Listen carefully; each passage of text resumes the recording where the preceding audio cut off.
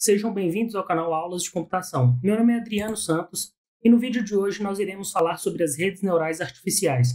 Vamos começar aqui vendo os conceitos teóricos e práticos em relação aos fundamentos matemáticos das redes neurais. Esse é o foco para a gente entender o que está acontecendo por trás delas, tá? Mas vamos começar primeiro por uma contextualização histórica. Bom, primeiramente, o que é uma rede neural artificial, ou uma RNA? Então, ela é parte de um sistema computacional aí, que ele é projetado para simular a forma como o cérebro humano processa e analisa as informações. Mas, especificamente, a rede neural ela é um modelo matemático. Tá? Ela foi desenvolvida por matemáticos. Ela não é nada mais, nada menos que um modelo matemático de otimização, em que eu pego os dados e a partir daqueles dados eu coloco um peso neles, e essa função de peso que eu tenho, que eu coloco para esses dados, os pesos que essa rede vai atualizando, até ela obter um erro zero com aqueles pesos multiplicados por aquela entrada daquele tipo, de acordo com uma saída desejada supervisionada que eu tenho, o que acontece?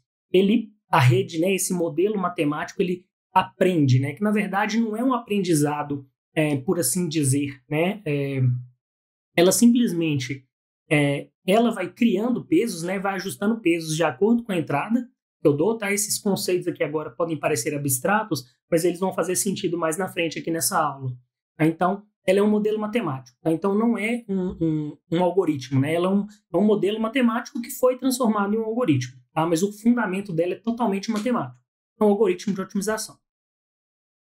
Então, o primeiro modelo ele foi feito por McCulloch e Pitts, lá em 1943, tá? Um modelo mais simples. E o perceptron simples, ele já surgiu aí com atualização de pesos, com taxa de aprendizado, tá? Com termo bias. Esses conceitos foram introduzidos por Rosenblatt lá em 1958, que aí realmente começou a ficar mais forte essa questão das redes neurais artificiais. Então, a primeira rede neural artificial aí veio em 1943, ficou mais forte em 1958. Características de uma RNA, tá? Elas possuem unidades de processamento que recebem as informações, tá? De entrada associadas a um peso. Então, basicamente, ela vai copiar ali a ideia de um neurônio. Então, eu tenho ali o corpo, o axônio do neurônio, e os dendritos ali que seriam como se fossem as entradas, as ramificações ali que vão se comunicar com outras partes, com outros elementos da rede. Tá? As entradas elas fazem operações apenas sobre os seus dados locais, então não pego dado de outras entradas, de outras conexões, que são entradas recebidas por outras conexões. Tá? Então, um neurônio ele só trabalha com os dados que estão entrando nele, tá? E aí, no caso, somente com vetores que estão entrando nele, tá? Claro, pode vir de outro neurônio? Pode, tá? Mas são somente os dados que estão vindo dele ali. O comportamento inteligente de uma rede neural vem das interações entre as unidades de processamento da rede. Então, um dado de uma camada, tá? Então eu tenho várias camadas com esses neurônios. Um dado de uma camada pode passar para outra camada. Antes da gente chegar e detalhar o que é uma RNA, a gente precisa de entender para que ela serve. Então, qual que é o objetivo principal de uma RNA? Eu posso ter ela tanto para trabalhar com dados, com um espaço de dimensões em que meus dados são separados linearmente, então por um plano linear aí, tá? Por uma reta, ou também dados não lineares. Então, por exemplo, no caso do perceptron simples, que é uma rede neural mais simples, tá? O perceptron, por exemplo, de uma camada, ele vai só simplesmente para mim separar dados que podem ter aí traçado entre eles, como é mostrado aqui, uma superfície linear. Só isso que pode ser feito. Agora, se eu colocar mais camadas, mudar as funções de ativação da rede neural, eu já consigo separar dados em que eu não consigo traçar um plano linear entre eles aqui, Então, veja se esse dado aqui do segundo gráfico, aqui desse segundo exemplo, dessa amostra de dados, eu não consigo traçar um plano reto aqui, um plano linear.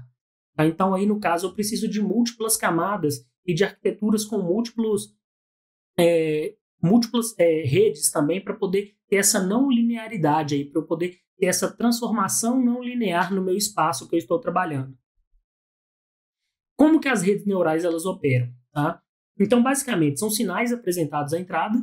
Tá? Então, eu apresento dados à minha entrada, esses sinais são os dados, e cada sinal é multiplicado por um número ou peso, que indica a sua influência na saída da unidade.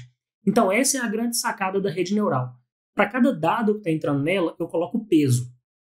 E aí, o que acontece? O que é esse peso? É realmente o peso da informação. Então, eu começo ali, olha, esse dado aqui, o peso dele é esse. E aí ela vai ver, a rede neural, esse é o aprendizado dela. Ela vai ver se realmente aquele dado na saída tem influência, se realmente aquele dado ajudou ela a acertar a predição da classe. Claro, lembrando que rede neural, no caso aqui Perceptron, tá? Ou Multilayer Perceptron, é aprendizado supervisionado. Então a rede tem como comparar a saída desejada, né? Que a gente já sabe, conhece, que é o dado certo que a gente está dando para ela treinar, com a saída que ela obteve. Então ela faz essa comparação. Então ela vê, olha, esse peso que foi dado para esse dado aqui, vamos supor que eu dei um valor muito grande, 50 de peso para um determinado dado, e aquele dado não ajudou a dar a resposta correta. Então a rede fala assim, opa, esse peso aqui está muito, eu vou diminuir ele. Então é isso que a rede neural vai fazendo. Ela vai atualizando os pesos e através da atualização dos pesos ela descobre, né? Ela vai vendo o que é qual dado que é melhor, qual o peso que aquele dado tem, cada um dos dados de entrada tem. Aí é feita a soma ponderada, né, desses sinais de entrada, tá, pelos pesos, e essa soma ponderada, né, produz um nível de atividade, tá, que aí ele vai exceder um certo limite, que é um threshold, tá, definido ali pela função de ativação. Então a minha função de ativação, ela vai me dar um resultado, tá? Então o meu neurônio vai me dar um resultado de acordo com a minha função de ativação. Tá? Esse resultado, de acordo se ele passar um determinado limite, a rede vai mostrar um valor. Se ele não passar, a rede vai mostrar outro. Tá? E como que ela aprende aí, no caso, a rede neural ela aprende? Tá? Então ela recebe como entrada vetores, igual eu falei, os sinais são vetores, contendo características do que a gente vai aprender, e junto com essas características ela recebe também uma série de pesos de acordo com essa característica, igual eu expliquei anteriormente. Cada característica você vai dar um peso para aquela característica e ela busca atualizar esse peso se aquela característica é boa ou não. Se a característica é boa, ela vai aumentar o peso. Se a característica não é, a característica do que eu estou aprendendo, querendo aprender, se a característica não for boa, ela vai diminuir. Professor, o que são essas características? Por exemplo, eu tenho lá uma massa de dados, tá? E aí, no caso, eu tenho várias colunas. Tá? Então, são as características que definem o seu problema. No caso vamos supor, do exame de sangue lá, que tem leucócitos, glóbulos brancos, glóbulos vermelhos e uma diversa gama de outras informações ali quando a gente faz um exame, um hemograma completo. Então tem lá várias colunas com as informações de cada ser humano. Cada ser humano vai ter dados diferentes ali, claro, num range, né, num intervalo muito parecido, mas vão ter valores diferentes. Então, aí vamos supor que a gente quer descobrir a partir do hemograma uma determinada doença. Então vai ter lá os dados de vários indivíduos lá, por cada coluna, né, de glóbulos brancos, glóbulos vermelhos, hemoglobina, diversos dados lá médicos, da área médica. E aí lá no final vai ter, olha, essa pessoa que tem doença, de acordo com esse exame aqui, está no dado verdadeiro, com a saída real, supervisionada, que um especialista foi lá e afirmou. Então essa aqui, ó, essa pessoa que está com a doença X, essa aqui de acordo com esses exames aqui está tranquilo, tá ok, não tem. Então vamos supor que lá no final, na saída, né, no resultado, coloca 1 ou 0. 1 tem a doença, 0 não tem. E por aí vai. Então essas são as características. E cada uma dessas colunas vai ter um peso, que nós vamos criar esse vetor de pesos na hora que for feito a implementação do algoritmo da rede neural. Então nós vamos colocar. E ela vai ver quais dessas características lá do exame de sangue são as melhores para definir aquele resultado esperado lá que os especialistas falaram. Então ela vai atualizando os pesos durante o treinamento e ela descobre, ela lá, a gente passa para ela muitos dados e ela que vai descobrir, ela que vai falar assim, olha, eu, com a minha análise estatística, consigo falar quais dados desses aqui são melhores para o resultado final, para falar para você se a pessoa tem essa doença ou não. Então ela pega e fala naquele espaço ali de dimensionalidade, naquele espaço de características, quais são as melhores ou não. Tá? E claro, além disso, né, faz esse serviço de classificar para a gente. Então cada par, né, peso barra característica é multiplicado e todos os resultados são somados. Se essa soma estiver acima de um determinado limiar, a rede foi capaz de classificar uma classe. Tá? Então, se ficou acima, classifiquei, né? 1. Se for 0, não classifiquei. Né? Então, foi outra coisa ou não foi classificado. Tá? Senão, a predição pertence a outra classe. E aí, continuando aqui, essa parte do aprendizado da rede neural artificial, é importante também a gente ver o seguinte. O passo final é verificar se essas classes foram classificadas corretamente. Se não foram, os pesos têm que ser atualizados. Então, ela fez o somatório e verificou a saída para todas as entradas da rede, para todas as entradas nos meus dados. Uma vez que ela vai verificar, olha só, as minhas saídas que eu tenho da rede neural é essa. Qual que é a saída esperada do aprendizado supervisionado? É isso aqui. Eu errei em alguma coisa? Se errou, tem que atualizar os dados. Eu tenho que fazer atualização, não tem jeito. Tá? Então, se não foram, né, se não foi classificado corretamente, eu tenho que atualizar os pesos de acordo com uma taxa de aprendizado. E essa taxa de aprendizado ela vai dizer o seguinte, se essa atualização dos pesos vai ser feita mais rapidamente ou de forma mais devagar. E aí essa taxa de atualização continua durante um determinado número de iterações, que a gente chama de épocas. E quando é que essas épocas vão acabar, essas interações vão acabar? Quando a sua rede não errar mais, né, de acordo com a saída dela e a saída esperada, estiver batendo tudo igual, ou seja, ela acertou tudo, ou se realmente o número de interações acabar, que você determinou acabar. E aí as interações podem acabar e a rede não ter acertado nada. E aí o objetivo é determinar os pesos, como eu disse anteriormente, que produzem uma fronteira de separação linear ou não linear, tá, dependendo do problema, que separa os dados em cada classe de forma correta. Então aí a gente tem uma arquitetura de uma rede neural. E aí a gente tem aqui, ó, do axônio para o neurônio. Então a gente tem aqui, ó, os dendritos. Aqui a gente tem o corpo, né, o axônio, tá? Aqui é a saída do axônio. Então o que está acontecendo aqui? Eu entro aqui com vários dados, tá? Então os meus dados de entrada aqui por padrão são esses que estão determinados por X. E o vetor de pesos é esse aqui, ó, W0, tá? E contém esses dados, W0, W1, W2 e assim por diante. Aqui, ó, no dendrito, é feito, né, a multiplicação do peso pelo seu dado de entrada respectivo. E aqui, ó, no corpo da célula, é feito o somatório, olha só, do peso, né, de todos esses pesos aqui multiplicados pelos seus pesos. E aqui são feitos esses somatórios e depois é adicionado um bias, né, um termo de viés, que aí é um dado que é colocado também pelo implementador, né, quem está implementando o algoritmo, que vai colocar o valor que ele quiser ali. Geralmente, são valores que são parecidos com os dados de entrada. Para que eu coloco o viés? Para, por exemplo, suponha que lá nas minhas colunas de características lá do exemplo que eu citei do exame de sangue, suponha que tem uma coluna lá dos meus dados que está completamente fora da realidade. Ou então está tudo zerado, por exemplo. Ou seja, aquilo ali não está me trazendo informação nenhuma. Então eu posso colocar um bias justamente para poder ter esse tipo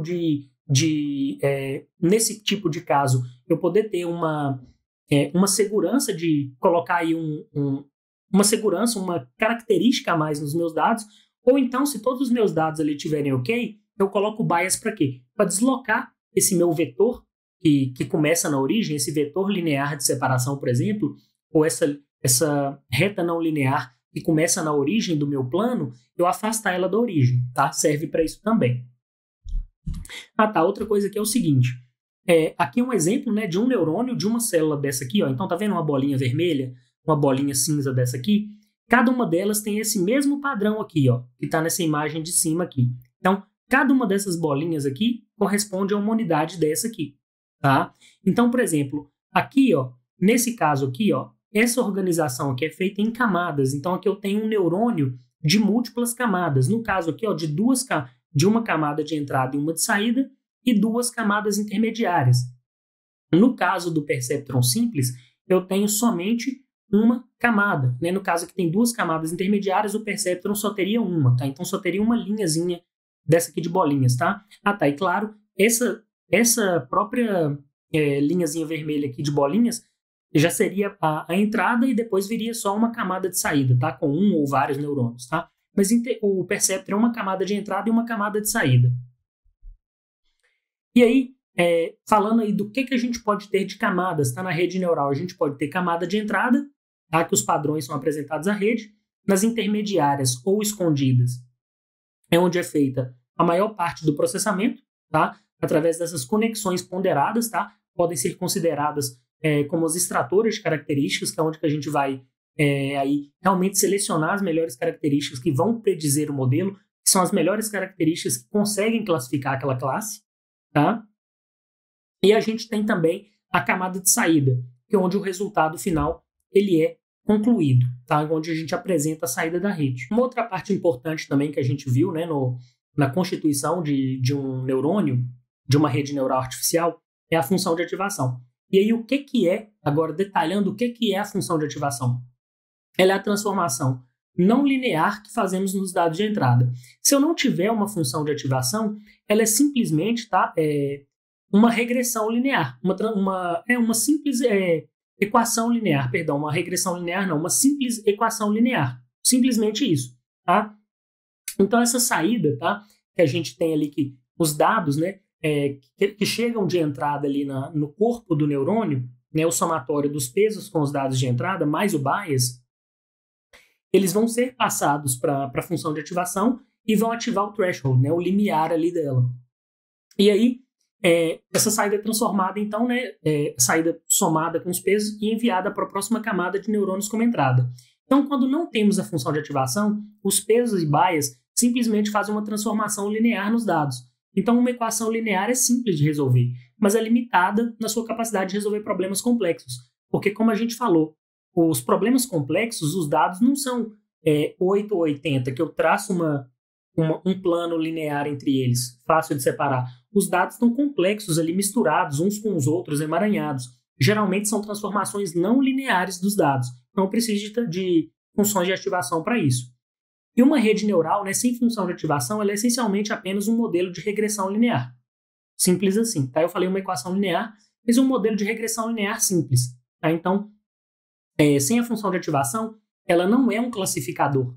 Ela seria aí um preditor de dados, de onde um dado poderia estar num determinado intervalo de tempo, né, que é geralmente o objetivo da regressão linear.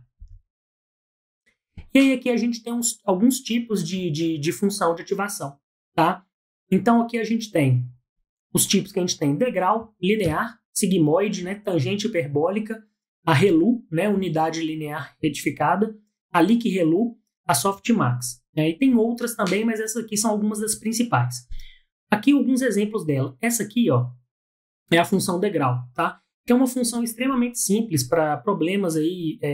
Na verdade, na prática, ela não é muito utilizada. Por quê? Porque a função degrau, quando você faz a derivada dela é zero. Então, quando você faz o gradiente dela já vai para zero. Então, para problemas aí complexos, o que acontece? Você tem uma falsa sensação de acerto, tá? Porque ela leva para zero o seu gradiente e você acha que está acertando, mas não está acertando nada. Então, ela atualiza ali os pesos, mas na verdade ela não deu peso, ela não fez a atualização de pesos correta, como deveria ser feito.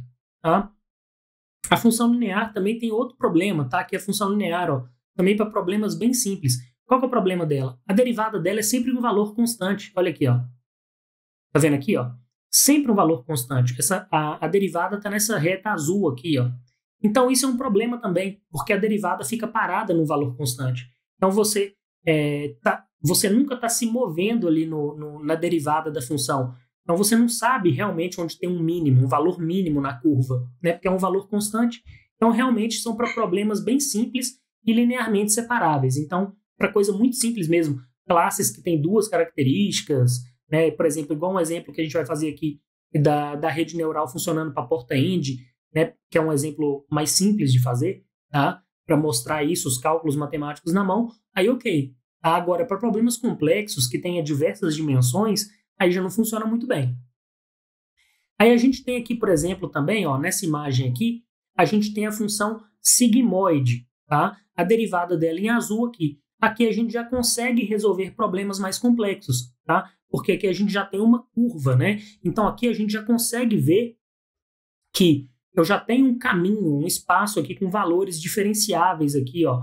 Tá? Então eu já tenho uma diferenciação aqui nessa curva. Só que a sigmoide ainda tem uns problemas que eu tenho uma boa parte da minha curva que fica em zero aqui, ó, que a derivada fica no valor zero, aqui encontrando zero aqui no eixo x. Isso é um problema também, porque ocorre o mesmo problema que ocorre tanto com a linear quanto com a função degrau, tá? Aí eu tenho aqui também a ReLU, ó.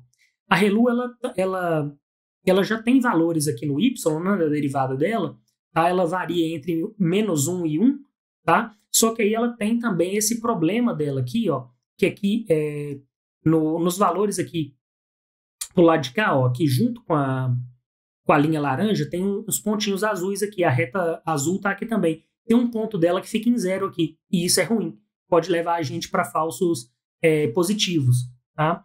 E aí tem a Liq-ReLU, que é uma das mais utilizadas aí, e aí tem a Liq-ReLU, que é uma das mais utilizadas, e ela já não tem esse problema que a ReLU tem. Olha só, tá vendo que aqui a derivada dela não encosta no 0? Ó? Tá vendo aqui no eixo X, ela não encosta no eixo X do lado negativo, aqui ela não encosta no 0, ó, tá vendo?